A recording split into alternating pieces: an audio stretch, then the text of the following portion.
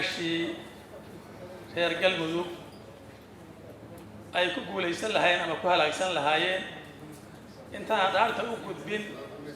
dhaartu waxa weeye dastuuri weeye sharciga islaamku waa dastuuri baa leemida qof xaqkiisa ku dhaaranaya inuu ka maqan yahay ama uu xaq la qof ku leeyahay ma jiro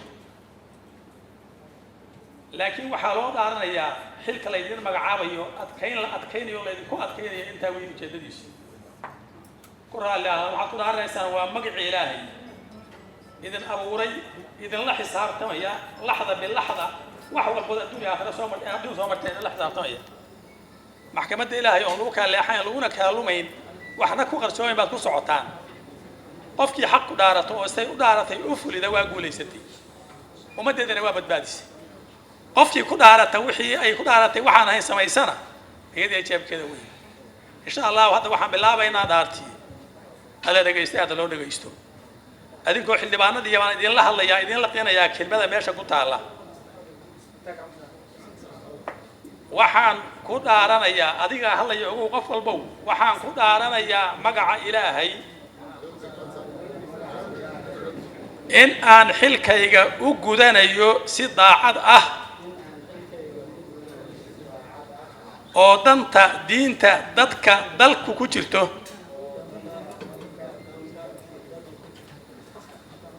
dhowrayana dastuurka dawlad goboleedka galmudug iyo kan qaranka iyo shuruucaha kale ee dalka assalaamu calaykum magaca ilaahay waxaan ku dhaaranayaa magaca ilaahay aniga in aan xilkayga u gudanayo si daacad ah oo danta diinta dadka iyo dalka ku jirto dhowrayana dastuurka dawlad goboleedka galmudug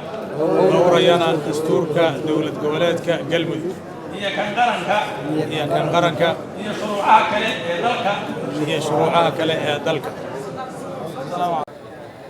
in aan xilkayga u gudanayo si daacad ah oo danta diinta dadka iyo dalku ku jirto dhowrayana dastuurka dawlad goboleedka galmudug iyo kan qaranka iyo kan shuruucaha kale ee dalka والسلام عليكم waxaan ku dhaaranayaa magaca ilaahay in aan xilkayga u gudanayo si daacad ah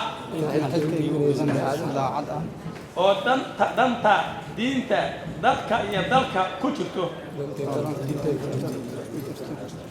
dhowrayana dastuurka dawlad goboleedka galmudug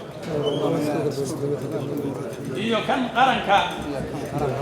iyo shuruucaha kale ee dalka والسلام عليكم si daacad ah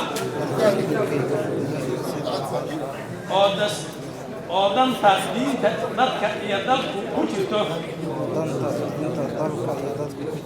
dhowrayana dastuurka dawlad goboleedka galmudug iyo kan qaranka iyo shuruucaha kale ee dalka assalaamu calaykum الله يرسل الله waxaan ku dhaaranayaa magaca ilaahay in aan xilkayga u gudanayo si daacad ah oo danta diinta dadka iyo dalku ku jirto dhowrayana